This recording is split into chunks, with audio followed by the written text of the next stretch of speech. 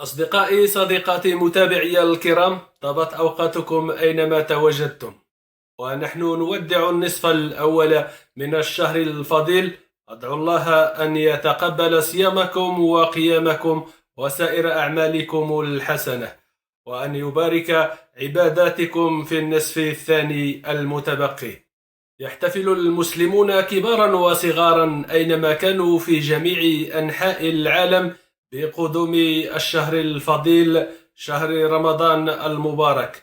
وهذا الاحتفال يختلف من منطقة إلى أخرى ومن دولة إلى أخرى، حيث تنتشر عادات وتقاليد غريبة، لكنها عادات مبهجة تحمل بين طياتها الفرح والسرور بقدوم شهر الرحمة والغفران. فما هي أهم هذه العادات والتقاليد المنتشرة في مختلف دول العالم التي يتواجد فيها المسلمون؟ في اليمن يستقبل المسلمون شهر رمضان بطلاء جدران منازلهم والساحات، وينظفون الشوارع استعدادا للموائد العامرة التي تجمع الأحباب والأهل والأقارب. كما يقوم اليمنيون بشراء أواني جديدة لكي تستخدمها ربات البيوت لتزين موائد رمضان. أما في لبنان فتعتبر سبانة رمضان من أهم العادات المتداولة في لبنان، حيث تعمد العائلات والأصدقاء في آخر ليلة من شهر شعبان وقبل بداية شهر رمضان المبارك بالاجتماع والخروج من المنزل لتناول الأطعمة والمشروبات المختلفة. وتأتي كلمة سبانة من كلمة الاستبيان أو الرؤية، إذ جرت العادة أن ينتشر المسلمون على شواطئ بيروت في 29 من شهر شعبان لاستبانة هلال رمضان. كما أن ظاهرة المسحرات المتواجدة في دول عديدة لا تزال موجودة في لبنان.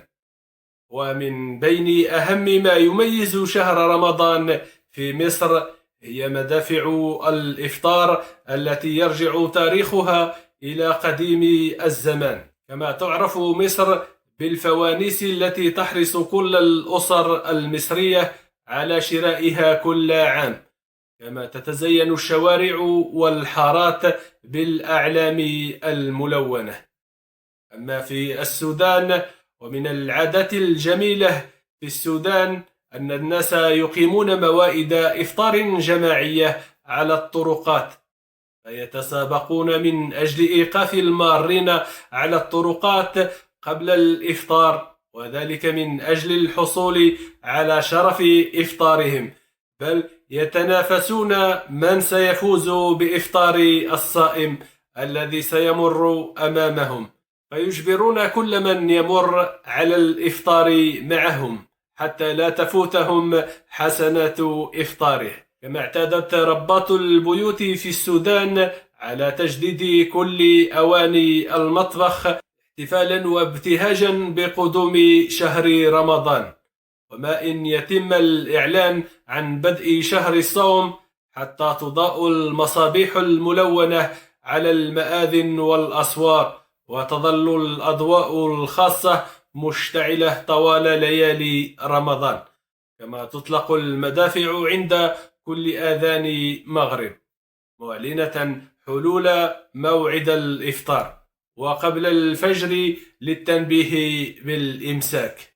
أما في تركيا فمن أشهر الطقوس المعروفة نجد أن الزوج يقوم بتجديد الولاء، وذلك بإهداء زوجته خطابا يجدد لها فيه ولاءه وحبه الشديد، وتأكيده على أنه سيظل طوال عمره أمينا عليها وعلى بيته وأولاده، ويقدم لها اعتذاره على أي أقوال أو أفعال سيئة صدرت منه تجاهها. ثم تقوم الزوجة بإهدائه سوارا فضيا تعبيرا منها عن محبتها له وتجديدا للعهد بينهما، بالإضافة إلى عادة وضع خاتم من الفضة داخل إحدى كرات الكفتة، ويكون الخاتم من نصيب من يكتشفه خلال مائدة الإفطار. وفي نيجيريا لا تفطر كل أسرة بمفردها، بل تجمع الأطعمة التي تم إعدادها من كل منزل، ويتم تقسيم الموائد أمام أقرب منزل إلى جزئين، أحدهما للرجال والآخر للنساء. كما تحرص كل أسرة على استضافة أحد الفقراء يوميا على مائدة الإفطار كنوع من التكافل الاجتماعي. أما في الكاميرون فيحرص المسلمون على عدم غلق أبواب البيوت والشقق وقت الإفطار طوال شهر رمضان المبارك، وذلك استعدادا لاستقبال أي صائم أدركه الأذان قبل الوصول إلى بيته، فيدخل للإفطار والتعارف مع إخوانه من المسلمين. ومن أهم ما يميز دولة الهند في شهر رمضان هو توزيع الحلوى والمرطبات على المصلين بعد صلاة التراويح، وكذا ارتداء الطاقية خلال هذا الشهر. أما في أندونيسيا فيستقبل شهر رمضان الكريم بقرع الطبول التقليدية المعروفة باسم البدوق، وهي عبارة عن طبول ضخمة يتم قرعها فور الإعلان عن دخول شهر رمضان. كما تقرع هذه الطبول قبيل أذان المغرب مباشرة إذانا بحلول موعد الإفطار، كما اعتاد المسلمون في إندونيسيا خلال الشهر الفضيل على فتح المساجد طوال الليل لتلاوة القرآن الكريم. كما تعطى المدارس والجامعات إجازة لمدة أسبوع حتى يعتاد الجميع على ساعات الصيام.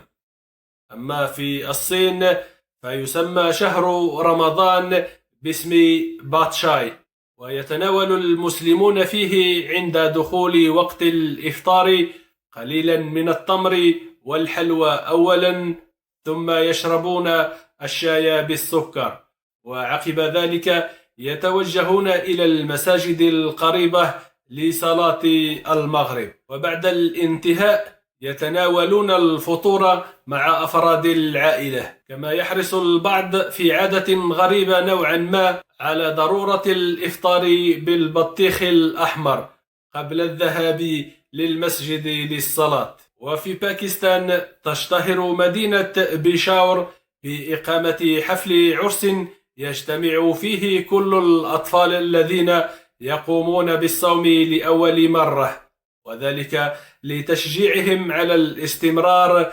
كما تشهد المدينة عادة أو مسابقة تسمى مسابقة حرب البيض المسلوق، التي لا بد أن تقام على مدار شهر رمضان، وتبدأ هذه اللعبة في المساء وتنتهي عند موعد السحور، وتعتمد قوانينها على إمساك أحد المتسابقين الشباب ببيضة مسلوقة ويضرب بها الأخرى التي في يد خصمه بهدف كسرها حتى يتأهل للمرحلة التالية. وفي ماليزيا هناك عادة شهيرة تسمى بطوف السيدات، حيث تطوف السيدات في المنازل لقراءة القرآن بين الإفطار والسحور. وهناك إفطار جماعي يقام يوميا في المناطق الريفية. كما تنتشر أسواق باسار التي تنطلق قبل أيام من رمضان، وهي أسواق تباع فيها مستلزمات الشهر الفضيل بأسعار منخفضة. وفي سريلانكا تظهر مهنة رمضانية جديدة بمجرد إعلان رؤية هلال رمضان، حيث تفتح متاجر مؤقتة تقدم المأكولات والمشروبات الجاهزة للصائمين، وتكون مجانا أو بمقابل بسيط، وتكون عادة بجوار المساجد خلال شهر رمضان. وتسمى هذه المتاجر الدقاق، وذلك في الوقت الذي تغلق فيه المطاعم والمقاهي حتى الإفطار.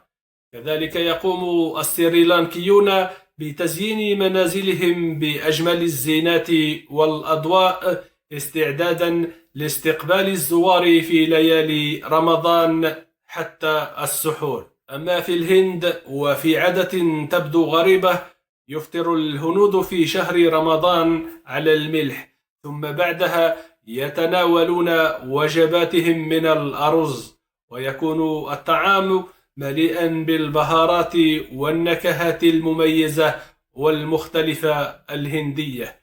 ومن عادات الهنود أن يجتمع سكان كل حي في المسجد على طعام الإفطار، حيث يحضر كل فرد معه ما يستطيع من الطعام والشراب والفواكه ليتشاركه مع الآخرين في المائدة الجماعية في المسجد. أما في موريتانيا فهناك تقليد شائع بين الشباب، حيث يعمدون لحلق رؤوسهم استعدادا لشهر رمضان، ليبدأ الشعر الجديد في الإنبات، وهو اعتقاد تعود جذوره للأجداد الذين كانوا يعتقدون أن حلق الشعر ولادة جديدة لكي يتخلص الإنسان من شروره وخطاياه.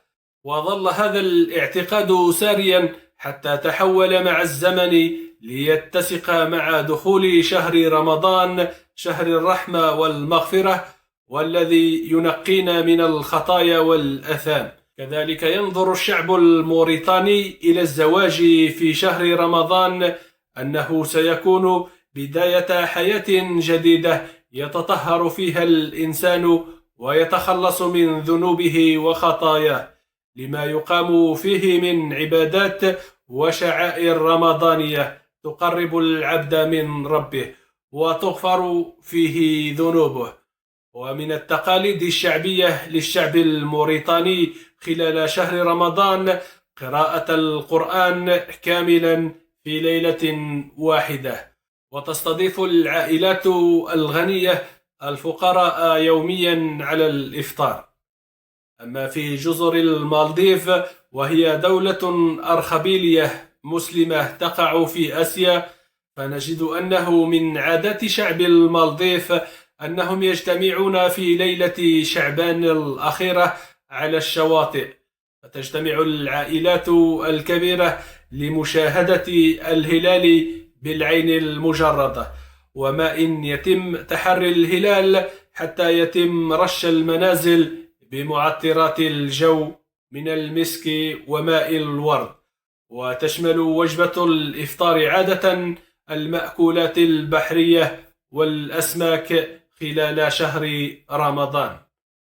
أما في طاجيكستان فيفطر المسلمون على الشاي وشراب الحليب المعروف باسم شرشاي، وهي عادة لديهم، ثم يستكملون إفطارهم بالطعام العادي، حيث يعتقدون أن الشاي ينبه المعدة الخاملة طوال اليوم. وكذلك فمن عاداتهم الشهيرة ما إن يبدأ شهر رمضان حتى يبدأ الصغار في اللهو واللعب بالشوارع والأزقة، حيث يتجولون في مجموعات حاملين حقائبهم القماشية يجمعون فيها الهدايا والمكسرات، وهم يغنون أغاني مبهجة مثل أطفال العرب. وفي الشيشان يقوم المسلمون بزيارة أقاربهم في المقابر في صباح أول يوم من شهر رمضان،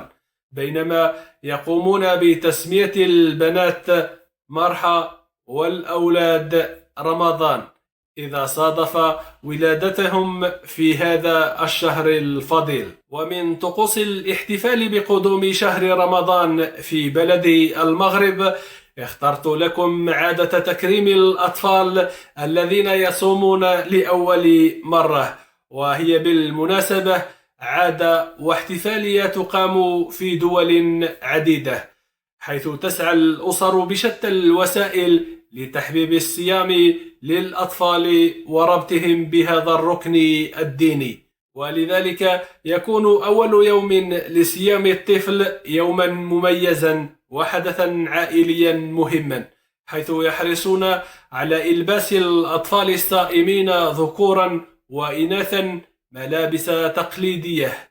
وقبل الجلوس حول مائدة الإفطار يحرصون على توفير ما اشتهاه هذا الصائم الصغير. وهذا الاحتفال قد يكون لكل طفل مع أسرته، كما قد يكون حفلا جماعيا حيث تجتمع أسر الأطفال الذين سيصومون لأول مرة ويحتفلون بهم جماعيا مثل حفلات الأعراس، خصوصا في ليلة القدر أي ليلة 27 من رمضان، حيث تزين الطفلة الصائمة كما تزين العروس وتلبس قفطانا وتاجا على رأسها وتنقش يداها بالحناء.